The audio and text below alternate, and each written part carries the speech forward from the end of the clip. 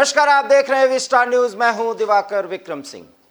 उत्तर प्रदेश में राजनीति अपने चरम पर है, क्योंकि एक तरफ लखीमपुर खीरी तो दूसरी तरफ सभी सियासी पार्टियों के बड़े नेता उत्तर प्रदेश का दौरा कर रहे हैं, लोगों से मिल रहे हैं, बड़ी बड़ी रैलियां करने की भी अब कवायद शुरू हो गई है। बहरहाल कांग्रेस पार्टी अपने आप को उत्तर प्रदेश में प्रमुख विपक्षी पार्टी बनाने और दिखाने की मुहिम में पूरी तरह से लग गई है और कांग्रेस का प्रभार उत्तर प्रदेश में प्रियंका गांधी वाड्रा को मिली हुई है और उन्होंने अब यह निश्चय किया है कि प्रदेश के उन हर जिलों में जाएंगी जहां पर योगी सरकार बड़े बड़े दावे करती है, जहां तक विकास के मामले हैं, विकास के कार्य हैं। तो अब उनका दौरा प्रधानमंत्री के संसदीय क्षेत्र वाराणसी में शुरू हुआ है और हम आपको बताते चलें कि प्रियंका गांधी वाड्रा इस समय वाराणसी पहुंच चुकी हैं और वाराणसी पहुंचने पर उनका जोरदार स्वागत किया जा रहा है।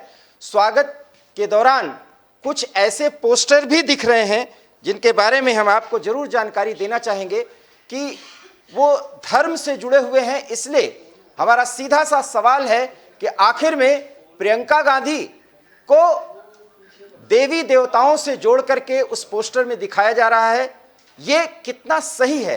हम ये नहीं कहते कि ये पूरी तरह से गलत है, क्योंकि भारत का हर एक निवासी जो यहाँ की संस्कृति और सभ्यता में रहता है, अगर वो मातृशक्ति से जुड़ा हुआ है तो हमारे लिए वो देवी समान है, और अगर पुरुष है तो शक्ति से संपन्न वो किसी देव के ही समान है। लेकिन जब किसी राजनीतिक व्यक्ति का राजनीतिकरण करने के लिए, राजनीति में उसको ऊपर उठाने के लिए देवी देवताओं के चित्र में प्रदर्शित किया जाता है, वो भी एक ऐसे समय में जब एक प्रमुख हिंदू धर्म के हिसाब से त्योहार आप कह सकते हैं, मान्यता कह सकते हैं, 9 दिन पूजने का समय है, शक्ति की आराधना का दौर चल रहा है और ऐसे ही दौर में प्रियंका का दौरा काशी में हो रहा है, भगवान भोलेनाथ की नगरी में। लेकिन प्रियंका गांधी वाड्रा के जगह जगह ऐसे पोस्टर लगाए गए हैं जिसमें उन्हें दुर्गा के रूप में दिखाया जा रहा है। ये कितना सही है? और अगर हम प्रियंका गांधी वाड्रा का मातृशक्ति से जुड़ी हुई है, इसलिए हम ऐसा नहीं कहते कि वो उनमें दुर्गा की शक्ति नहीं है, लेकिन अगर उनको तस्वीरों में दुर्गा के स्वरूप में दिखा करके उसका राजनीतिकरण किया जाएगा तो हम ऐसा सही नहीं मानते। हो सकता है आप इसे सही माने, लेकिन ये धर्म के साथ कहीं न कहीं एक मजाक है। बहरहाल इस संदर्भ में हम बातचीत करना चाहेंगे उत्तर प्रदेश कांग्रेस प्रवक्ता उमाशंकर पांडे जी से। उमाशंकर पांडे जी, आपका बहुत बहुत स्वागत।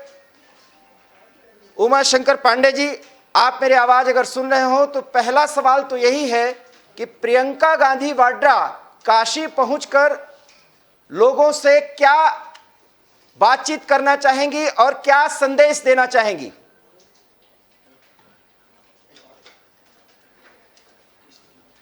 उमाशंकर जी, आप मेरी आवाज सुन रहे हैं?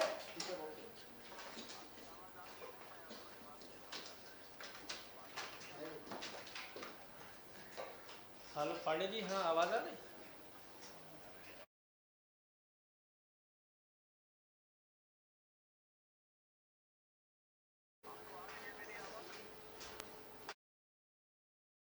आवाज आ रही है, आप बोलिए।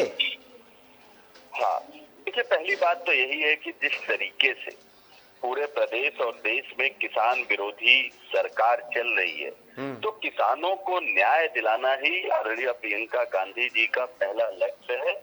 और इसी लक्ष्य की प्राप्ति के लिए जब भी किसानों के खिलाफ कुछ हो रहा है, कांग्रेस पार्टी के लोग, चाहे वो आदरणीय राहुल जी हैं, चाहे वो प्रियंका जी हैं, वो ऐसे स्थानों पर पहुंच रहे हैं और किसानों की न्याय की लड़ाई लड़ रहे हैं। काशी से लड़ाई शुरू करेंगे? लड़ाई तो आपने दिल्ली से शुरू की, उसके बाद वो लड़ाई जो है वो लखीमपुर खीरी पहुंच गई। काशी से क्या संदेश देना चाहेंगी प्रियंका जी? मैं आपसे सवाल ये कर रहा हूं। देखिए, काशी धर्म की नगरी है, हम सबकी आस्था है और हिंदू धर्म में सभी अच्छे कार्य शुभ स्थान से या शुभ मुहूर्त में किए जाते हैं। अगर हमने काशी का चुनाव किया है तो मुझे लगता है ये हमारी जो धर्म में व्यक्तिगत आस्था है वो उस आस्था का भी प्रतीक है। दूसरा, भगवान भोले की नगरी है। भगवान भोले जो महाकाल के रूप में भी जाने जाते हैं, जो अधर्म के नाश के रूप में जाने जाते हैं, वो महाकाल है और तमाम असुरों के विनाशक के रूप में उनकी प्रतिष्ठा है। तो आज जिस तरीके से उत्तर प्रदेश की धरती पर अराजकता का बोलबाला है, जिस तरीके से किसानों को गाड़ियों से कुचला जा रहा है, जिस तरीके से एक व्यापारी को होटल में उत्तर प्रदेश की पुलिस पीट पीट कर मार डालती है, अच्छा। जिस तरीके से एप्पल कंपनी के एक मैनेजर विवेक तिवारी को उत्तर प्रदेश की पुलिस ठोक दो वाली नीति अपनाते हुए मत्थे पर गोली मार देती है, जिस तरीके से क्रेशर के एक व्यापारी महोबा के इंद्रकांत त्रिपाठी को उत्तर प्रदेश पुलिस के एक आईपीएस ऑफिसर मणिलाल पाटीदार उसको मार डालने पर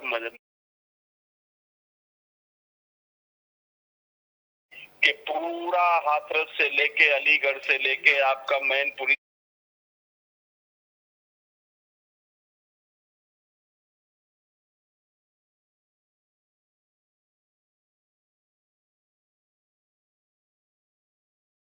बेहतर धरती और कोई नहीं हो सकती जहां से आगामी चुनाव को देखते हुए इस सरकार को उखाड़ फेंकने का काम किया जाता है। लेकिन ये भी तो सवाल है कि प्रियंका गांधी वाड्रा को आप दुर्गा शक्ति के रूप में आप चित्र दिखा रहे हैं पोस्टर बना करके, ये कैसा मजाक है? ये माँ दुर्गा की शक्ति के रूप में आप उनको दिखा रहे हैं, ये सही है? देखिए, आप दिखा रहे हैं, मैं पहले तो आप में ये सुधार कर दें कि ये कोई कांग्रेस पार्टी इस काम को नहीं कर रही है। तमाम अति उत्साही कार्यकर्ता होते हैं, अगर उत्साह में वो कुछ ऐसा कर रहे हैं तो उन्हें ये नहीं करना चाहिए। और लेकिन मैं आपका ध्यान जरूर आकृष्ट करना चाहता हूँ दो बातों पर। एक तो अटल बिहारी वाजपेयी जी ने कभी इंदिरा जी को दुर्गा का अवतार कहा था, और दूसरा अभी नरेंद्र दामोदर दास मोदी की एक फोटो हम लोगों ने भी देखी थी जिसमें वो भगवान श्री राम के बाल स्वरूप में उनकी उंगली पकड़ के उनको टहला रहे हैं। मुझे लगता है कि उस समय भी आप लोगों का अगर थोड़ा सा उस पर निगाह पड़ जाती तो उस पर भी चर्चा हो जाती। मेरी निगाह पड़ी हुई है और दोनों पर, पांडे जी दोनों बातों पर मेरा सवाल सुन लीजिए। पहली बात तो अटल बिहारी वाजपेयी ने इंदिरा गांधी को दुर्गा नहीं कहा था, ये एक मति भ्रांति है, ये गलत जानकारी आप लोग देते हैं। दूसरी बात सुनिए, अगर पहले सुन लीजिए मेरा सवाल, पहले सुन लीजिए पांडे जी, मेरा सवाल सुनिए पहले। मैंने आपको सुनना पड़ेगा, आप बोल देंगे। कभी नहीं कहा था उन्होंने, दुर्गा कहा ही नहीं था कभी। मैं जो जानकारी दे रहा हूं आप करेक्ट करिए सर, आप करेक्ट करिए अपनी जानकारी को। दुर्गा नहीं कहा था उन्होंने इंदिरा गांधी को, ये भ्रांति है। अपनी जानकारी मैं आपको चैलेंज करता हूं, आप दिखा दीजिए ऑन रिकॉर्ड। आपको नहीं पता है और इसको करेक्ट करिए पहले। अब आगे सुनिए पहले। दामोदर दास मोदी अगर पैदल चलाते हैं किसी को तो क्या प्रियंका को भी चलाना चाहिए? प्रियंका को तो करेक्ट करना चाहिए। तो तुम्हारी औकात हुई उनसे बात करने की, उस पर डिबेट करने की औकात हुई तुम्हारी? अरे आप बोलो यार, बिल्कुल होगी औकात तुम्हारी, आप बोलो ना। अब आप औकात नाप ले रहे हो, आप क्या हो यार, आपकी क्या औकात है? बोलिए अब आप। औकात तो ये है कि तुम हमको बुलाते हो, तुमको हम बुलाने नहीं जाते। आप मत, यही है ये आपका अहंकार है, आपका अहंकार है और इसी अहंकार का फल आप लोग भोग रहे हैं। इसी अहंकार का फल आप भोग रहे हैं, आप इसी अहंकार का फल भोग रहे हैं। ये मेरा आक्रोश है। आप सुनिए, आपने जो भाषा का इस्तेमाल किया है पहले आप करेक्ट करिए अपने आप को, और इतना ज्यादा हाइपर होने की जरूरत नहीं है, मुझे पता है।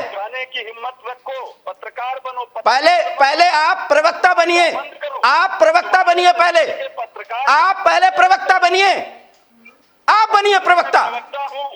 तुम अपने ज्ञान की अपने ज्ञान को करेक्ट करिए, समझाइए मत। पहले सवाल सुनिए अगर सुनने की हिम्मत है तो। पत्रकारों को मैं जानता हूँ, पत्रकारिता करो, पत्रकारिता मत करो। सुनिए पांडे जी पहले सवाल सुनिए। आप जितने ज्ञानी हैं मुझे पता है, समझ रहे हैं? चलो डिग्री की कर लो, क्या है तुम्हारी? पहले पहले पहले मेरा सवाल सुनिए और भाषा का इस्तेमाल सही करिए। तुम्हारा ज्ञान मैं समझ गया, भाषा का इस्तेमाल सही करिए पहले आप।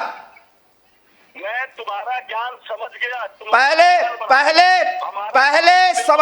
पहले मेरे सवाल का आप जवाब दीजिए। कैसे बात करनी है? पहले आप मेरे सवाल का जवाब दीजिए। मैं तुम्हारा नौकर हूँ जो तुम्हारे सवाल का तो नहीं देना है तो आप कह दीजिए मैं सवाल का जवाब नहीं दूंगा। आप दुर्गा बनाएंगे किसी को और उसके बाद आप उदाहरण देते हैं। अगर तुम पत्रकारिता करोगे तो तुम मुझसे किसी भी तरीके के मर्यादित शब्दों की उम्मीद बिल्कुल बंद कर दो। बस यही इतना तो कहना आया और इसी में तो आपकी ये स्थिति हुई। जवाब देना है तो अभी भी संयत होइए।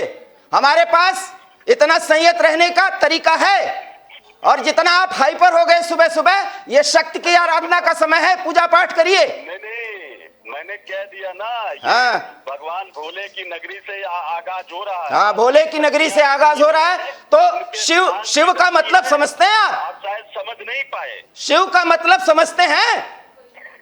नहीं, आप हमसे ज्यादा। हाँ, तो आप मुझसे ज्यादा ज्ञानी हैं। पहले सवाल का जवाब देना हो तो दीजिए और नहीं तो छोड़ दीजिए। तुम्हारा ज्ञान पत्रकारिता के इर्द गिर्द सवाल का जवाब दीजिए। बन जाओ। तो ये आपने सुना कि किस तरीके से उत्तर प्रदेश कांग्रेस प्रवक्ता उमाशंकर पांडे उस हद पर उतर आए और सवालों का जवाब ये देने से बचते रहे और पत्रकारिता को इन्होंने पत्तलकारिता बनाया। और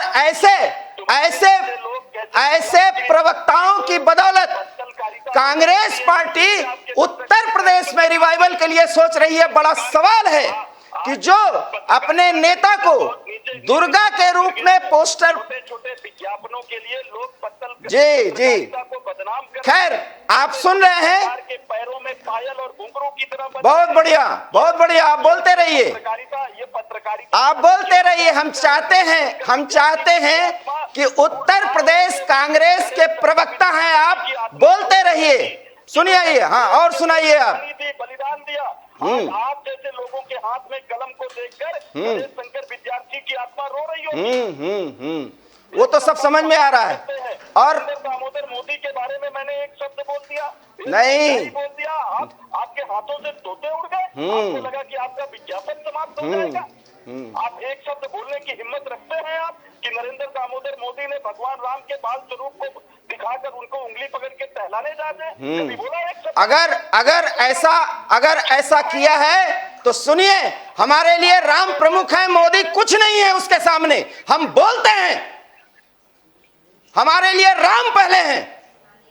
हजारों मोदी आएंगे लेकिन आप जैसे कांग्रेस प्रवक्ता बर्बाद करके रख देंगे कांग्रेस को, जो पत्रकारों से इस तरह से बात करते हैं। कांग्रेस को क्या करना है वो कांग्रेस पता है उमाशंकर जी। पांडे जी चुप रहिए पहले। अब आप चुप रहिए। अगर सवाल का जवाब देना हो तो दीजिए, नहीं तो चुप हो जाइए, क्योंकि आप जितना बोलना था उतना बोल चुके हैं। तो ये सुना आपने, कांग्रेस के एक प्रवक्ता अपने आप को कहते हैं उमाशंकर पांडे, और उनके बात करने का तरीका यह है कि हर एक मुद्दे पर कांग्रेस का कोई नेता या प्रवक्ता उत्तर प्रदेश में सिर्फ उसी अंदाज में बात करता है जिस अंदाज में वो बात करना चाहता है। और यही ऑटोक्रेटिक रवैया है जिसके कारण कांग्रेस को आज अपनी जमीन तलाशने के लिए मजबूर होना पड़ा। बड़ा सवाल यह है कि अगर उमाशंकर पांडे जैसे लोग उत्तर प्रदेश में कांग्रेस रिवाइवल के लिए सोचते हैं तो कांग्रेस किस तरीके से रिवाइव होगी, किस तरीके से वो रिवाइव करेगी। जिस व्यक्ति को ये कहने से कि आप अपनी जानकारी को दुरुस्त करिए और उस व्यक्ति के अहंकार पर इतने चोट लगी, शायद यही बड़ा सवाल है कि कांग्रेस का कोई नेता अपने आगे किसी को कुछ समझना ही नहीं चाहता था। बहरहाल ये तो अपने आप को नेता कहने वाले लोगों की अपनी भाषा है, अपनी जुबान है, वो बोलते हैं। लेकिन इतना जरूर है कि उत्तर प्रदेश के काशी नगरी में प्रियंका गांधी वाड्रा पहुंची हैं, उनके साथ छत्तीसगढ़ के मुख्यमंत्री भूपेश बघेल भी हैं, साथ ही कई बड़े नेता हैं, और सभी वाराणसी से किसानों के मुद्दों के साथ साथ तमाम उन मुद्दों पर मोदी सरकार और योगी सरकार को घेरने की कोशिश करेंगे और वहां से चुनावी शंखनाद भी, उसका आगाज भी करने की कोशिश करेंगे। कितना उन्हें फायदा मिलेगा और कितना कांग्रेस आपको वहां से शुरुआत करके रिवाइव कर पाएगी, यह देखना होगा। लेकिन फिलहाल उत्तर प्रदेश में चुनावी भेरी दुंदुभी बच चुकी है। एवी स्टार न्यूज में इतना ही। देश और दुनिया की तमाम बड़ी खबरों के लिए देखते रहिए एवी स्टार न्यूज। दीजिए इजाजत, नमस्कार।